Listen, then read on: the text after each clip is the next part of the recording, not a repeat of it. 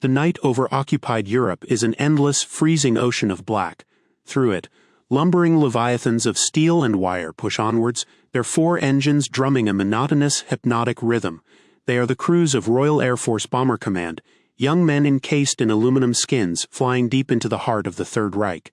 Their mission is one of attrition, to grind down the German war machine city by city, factory by factory. But something is wrong. The darkness is no longer a sanctuary. Out of the black, with no warning, cannon shells and tracer rounds erupt, stitching patterns of incandescent death across a bomber's wing or fuselage. A blossoming orange flower of flame briefly illuminates the sky, followed by the sickening sight of a Halifax or a Sterling, mortally wounded, spiraling down into the abyss. There are no searchlights, no visible enemy fighters until the moment of attack. It is as if the German pilots can see in the dark. For the air crews, it is a terrifying unseen reaping. For Air Marshal Arthur Harris and the strategists of Bomber Command, it is a mathematical crisis. The loss rates are climbing to unsustainable levels. 5%, 7%. On some nights, 10% of the force does not return. No air arm in history can sustain such losses. The entire strategic bombing offensive, a cornerstone of the Allied war effort, is in jeopardy. The Germans, it seems, possess a secret set of eyes, ones that can pierce the darkest night and guide their hunters with unnerving precision. Before the war could be won, those eyes had to be blinded. Before they could be blinded, they had to be stolen. This is the incredible true story of a mission born from desperation. A dagger thrust into the most heavily defended coastline in the world, carried out by a handful of commandos and a single, unarmed technician, sent to steal the very technology that was bleeding Bomber Command white. This is the story of Operation Biting. By late 1941, the intelligence war was a battle of whispers and shadows, fought by academics and scientists as much as by spies. At the heart of Britain's scientific intelligence effort was a brilliant young physicist named Reginald Victor Jones. His job was not to break codes but to interpret the scientific and technical capabilities of the enemy. To find the ghost in the German machine, from his office he sifted through a mountain of disparate information. Fragments from Enigma decrypts, chatter from interrogated Luftwaffe prisoners, and most importantly, the meticulous analysis of aerial reconnaissance photographs. The Royal Air Force's Photographic Reconnaissance Unit, flying unarmed Spitfires at breathtaking altitudes, were Jones's eyes in the sky. Their cameras captured millions of acres of enemy territory. Buried within these images were clues. For months, Jones and his team had been tracking the development of a German early warning radar system, codenamed Freya. It could detect incoming bomber streams from 100 miles away, giving the Reich's defenses ample time to prepare. But Freya was not precise enough to guide a night fighter directly onto a specific bomber. There had to be a second system, a more accurate, shorter-range device that could lock onto a single aircraft and feed its exact position to the night fighters and anti-aircraft batteries. The first hint of this second system came from a tantalizing Enigma decrypt that mentioned a Würzburg device being deployed along the French coast. But what it was or what it looked like remained a mystery. The breakthrough came in November 1941. A Preux Spitfire, photographing the coastline near Le Havre, captured a curious installation next to a lone clifftop villa near the village of Bruneval. On the photograph, it was a mere speck, but under magnification it revealed itself. It was a parabolic dish, perhaps 10 feet in diameter, pointed out towards the English Channel. Jones and his team were certain. This was it. This was the Würzburg. This was the device that took the general information from Freya and refined it into pinpoint targeting data. This was Hitler's secret eye. Knowing what it looked like was one thing. Understanding its secrets was another. The scientists in Britain needed to know its operating frequency, its pulse repetition rate, its power output. With that knowledge, they could develop countermeasures. A way to jam it, to confuse it, to make it blind. But to get that knowledge, they couldn't simply look at photographs. They needed the hardware. They needed to get their hands on its electronic heart, the transmitter, the receiver, and the modulator. The strategic imperative was absolute. The Würzburg radar at Bruneval had to be captured. But how? The installation sat atop a 400-foot cliff on the most heavily fortified coastline in the world, the burgeoning Atlantic Wall. A naval assault would be suicidal, detected miles out and shattered by coastal artillery.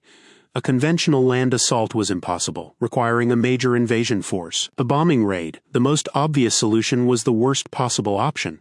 It would vaporize the very components the scientists so desperately needed. The problem landed on the desk of one of the most innovative and controversial figures in the British military, Captain Lord Louis Mountbatten, the newly appointed Chief of Combined Operations. Mountbatten's command was created for exactly this kind of problem. His mandate was to think outside the rigid lines of traditional warfare, to combine the capabilities of the Army, Navy, and Air Force into a single sharp instrument of attack. For Mountbatten and his staff of creative thinkers, the Bruneville problem was not an obstacle but an opportunity. The plan they conceived was audacious, bordering on the fantastical. It would be a vertical envelopment. A small elite force of paratroopers would be dropped inland in the dead of night. They would move overland, attack the radar site, overwhelm its garrison, dismantle the critical components, and then fight their way down to the beach below. There, under the very guns of the German coastal defenses, a Royal Navy flotilla would be waiting to extract them and their prize. It was a raid of unprecedented complexity, requiring split-second timing across 3 branches of the military. If any single element failed, the drop, the assault, the dismantling, or the naval extraction, the entire force would be lost, annihilated on the French coast. The unit chosen for this high-wire act was C Company of the newly formed 2nd Parachute Battalion. These were not ordinary soldiers. They were all volunteers, handpicked for their physical fitness, aggression, and mental resilience. They were the pioneers of Britain's airborne forces, and this would be their baptism of fire. Commanding them was a man whose name would become synonymous with airborne legend, Major John Frost. A quiet, unassuming officer with a passion for hunting, Frost was a quintessential British leader, calm under pressure, meticulous in his planning, and possessing an unshakable confidence that inspired his men. He understood the terrain of battle instinctively, and for the Bruneville raid he would need every ounce of that instinct. Frost's company was divided into 3 primary groups, codenamed after British naval heroes. Nelson was the main assault force, tasked with taking the radar dish and the nearby villa where the German technicians were billeted. Jellicoe would form a blocking position to the south, preventing German reinforcements from reaching the site. Drake had the vital job of clearing the beach and securing the evacuation point. But among the hardened paratroopers, there was one man who stood apart. He was not a career soldier. He had never been trained to kill. Flight Sergeant C.E.H. Cox was a brilliant self-taught radio mechanic and radar specialist from the Royal Air Force. He was the man who had to dismantle the Würzburg. He was given a crash course in parachute jumping and basic weapons handling, but his real tools were not a Sten gun and grenades. They were a unique set of specialized wrenches and a camera. He was told in no uncertain terms that his personal safety was secondary. The priority was the equipment. He was to photograph everything before dismantling it, and if capture was imminent, he was to destroy his camera and notes. He was the most important and most vulnerable man on the mission. He was the reason for the entire operation, and he was being sent into the heart of a firefight. In the winter of 1942, on the desolate Salisbury Plain, a full-scale replica of the Bruneville site was constructed, based on the precise analysis of the Proof photographs. For weeks, Major Frost and C Company rehearsed every phase of the operation. They practiced the assault on the villa, the placement of blocking forces, the dash to the beach. They did it in daylight. They did it at night. They did it until every man knew not only his own job, but the job of the man next to him. Flight Sergeant Cox, meanwhile, worked with a team of scientists to study every available photograph of the Würzburg. They theorized how it was constructed, what its key components would be, and developed a step-by-step process for its rapid disassembly. They created specialized tools for him to carry, designed to quickly remove the vital electronic innards of the machine. The fate of hundreds of bomber crews rested on this one quiet technician's ability to perform delicate mechanical work in the chaos and terror of battle, in the dark, in the freezing cold, and under enemy fire. As the training intensified, the final pieces of the complex plan fell into place. A flotilla of 6 motor gunboats and a number of landing craft under the command of the Royal Navy would ferry the men back. A squadron of RAF Armstrong Whitworth Whitley bombers would be modified to drop the paratroopers. A fighter escort of Spitfires would be on station at dawn to protect the naval force as it made its final dash back to England. The date was set for the night of February 27, 1942. The moon and tide would be perfect. Operation Biting was a go. On the evening of February 27th, the 120 men of C Company clambered aboard the dark, cavernous fuselages of the Whitley bombers at RAF Thruxton. They were laden with weapons, ammunition, and explosives. Flight Sergeant Cox had his own special canvas bag, filled with his custom-made tools and a sense of trepidation few of his comrades could truly understand. Major Frost gave his final briefing, his voice calm and steady amidst the roar of the engines. The flight across the channel was tense and uneventful. Below them, the slate-gray water was a cold, indifferent expanse.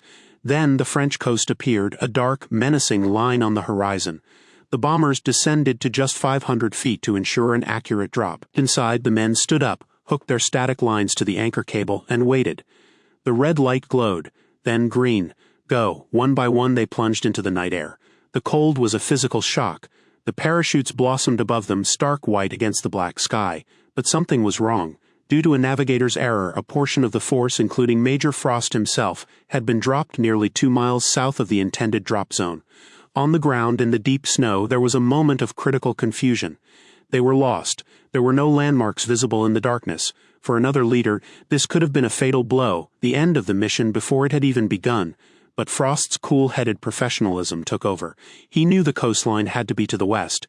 Using his compass, he gathered the scattered groups of his men and began a forced march through the snow-covered fields, racing against the clock to get back on schedule. It was a testament to the brutal training on Salisbury Plain that the men reoriented, formed up, and moved towards their objective with disciplined speed. As Frost's main party approached the objective from the south, Lieutenant ECB Charteris and his group, who had been dropped more accurately, moved to attack the lone villa that housed the German radar operators. The plan was for a silent approach, but a German sentry dog began to bark furiously. The element of surprise was lost. Gunfire erupted in the night. Charteris and his men charged the villa, tossing grenades through the windows and storming the doors. The fight was brutal, intimate, and at point-blank range. In the confusion of the firefight, Lieutenant Charteris was tragically killed, but his men, fueled by adrenaline and training, pressed the attack. Hearing the gunfire, Major Frost knew the battle was joined.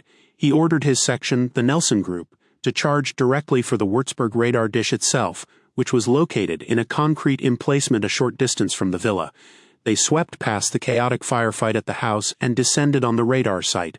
The small German crew guarding the dish was taken completely by surprise. A short, sharp burst of fire and it was over. The primary objective was secure. Now the most critical phase began. "Where's the RAF fellow?" Frost yelled. "Get him up here now." Flight Sergeant Cox and his small team of sappers ran forward, their hearts pounding. The scene was one of controlled chaos. The sounds of the firefight at the villa echoed across the snow. Tracer rounds zipped through the air and men were shouting commands. But in the center of it all stood the prize, the strange skeletal dish of the Würzburg, silent and alien under the moonlight. Cox went to work immediately. This was his moment, the culmination of all the theory and practice. With his sapper guards forming a protective ring around him, he began the delicate, methodical process of electronic surgery. First, he took his photographs, the flashbulbs momentarily illuminating the scene in stark, ghostly detail. Then, with his specialized tools, he began to dismantle the machine. He knew exactly what he was looking for. The preamplifier, the frequency modulator, the transmitter and receiver units. The German engineering was superb. The components were tightly fitted, the screws frozen solid by the cold. Cox and his team struggled, their fingers numb, their breath pluming in the frigid air. All the while, the battle raged. Bullets whizzed overhead. To the south, Frost Jellicoe Group was now heavily engaged, successfully holding off a German patrol that was trying to advance up the road towards the site. Time was slipping away. Every second they remained on the objective, the likelihood of a major German counterattack increased. Finally, with a last wrench, the final crucial component came free. It was heavier than expected. The vital parts of Hitler's secret eye were now in their hands.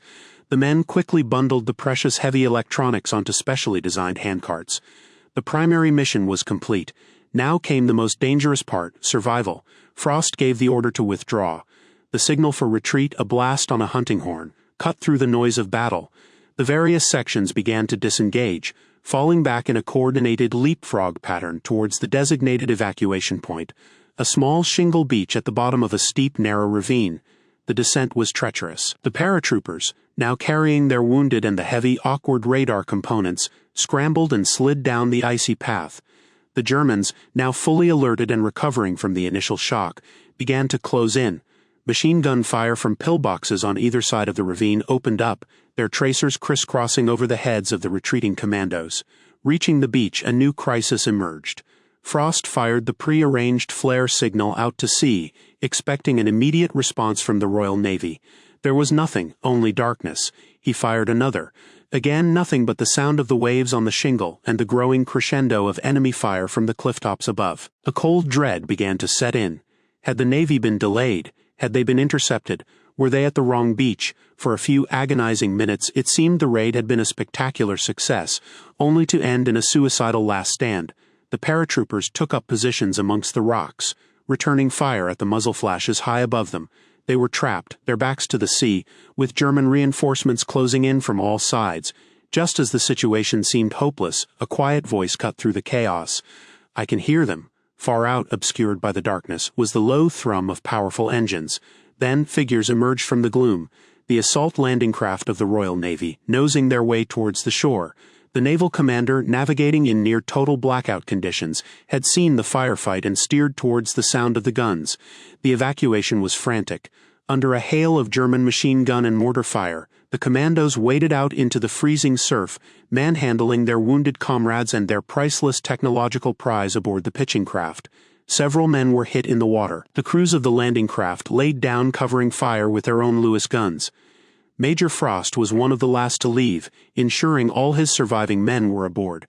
As the landing craft pulled away from the beach, leaving behind the dead, they were met by the motor gunboats, which unleashed a furious cannonade against the German positions on the cliffs, covering the final withdrawal. As dawn broke over the English Channel, the small flotilla, escorted now by RAF Spitfires, raced for home. On board, the exhausted, freezing but triumphant paratroopers knew they had accomplished something extraordinary. They had struck a blow deep inside Fortress Europe and had returned with the prize. They had suffered casualties, 2 men killed, 6 wounded, and 6 captured who had been part of the misdropped group. But they had succeeded beyond all expectations. Their return to Britain was met with elation. The stolen Würzburg components were rushed under heavy guard to the telecommunications research establishment, where a team of Britain's top scientists were waiting. What they discovered was a scientific intelligence coup of the highest order. The German radar was a masterpiece of engineering, operating on a frequency of 560 megahertz, a wavelength of 53 centimeters. It was far more advanced than British scientists had anticipated. But by having the actual hardware, they could analyze its every circuit, its every weakness. They now knew its precise frequency, its pulse repetition, and how its display systems worked. This declassified technical intelligence was the key that unlocked the solution. Armed with this knowledge, R.V. Jones and his team devised a deceptively simple and devastatingly effective countermeasure. It was codenamed Window. Window consisted of nothing more than bundles of aluminum foil strips, cut to a specific length, half the wavelength of the Würzburg radar, approximately 26.5 centimeters. When dropped from a bomber, these strips would float in the air, creating a massive, chaotic radar echo that would utterly overwhelm the German operator's screen. A single bomber could drop a cloud of window that would look like an entire squadron, making it impossible for the Würzburg operator to distinguish the real aircraft from the cloud of false targets. The German night fighters and flak batteries would be firing blind. The impact of Window, when it was finally deployed in 1943 during a massive raid on Hamburg, was immediate and spectacular. Bomber Command's loss rates plummeted. The meticulously constructed German night air defense system, the Kammhuber line, was rendered almost obsolete overnight. The secret eyes had been blinded. The strategic bombing campaign could now proceed with renewed and terrifying intensity, becoming a decisive factor in the eventual Allied victory. The Bruneval raid, Operation Biting, was more than just a successful commando operation. It was a turning point. It was a perfect synthesis of intelligence gathering, audacious planning, and inter-service execution. It demonstrated the immense value of the new airborne forces and set the template for future special operations.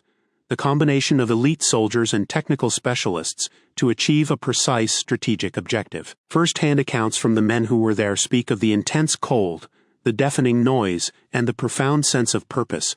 The veteran's testimony reveals a story not just of military strategy, but of individual courage, the bravery of Major Frost and his paratroopers charging into gunfire, and the quiet technical heroism of Flight Sergeant Cox performing a delicate task in the heart of a maelstrom. It was an incredible true story of how a handful of brave men in a few short hours on a frozen French clifftop stole a secret that changed the course of the air war and helped pave the way for victory. Thank you for watching. Please like, share, and subscribe for more stories.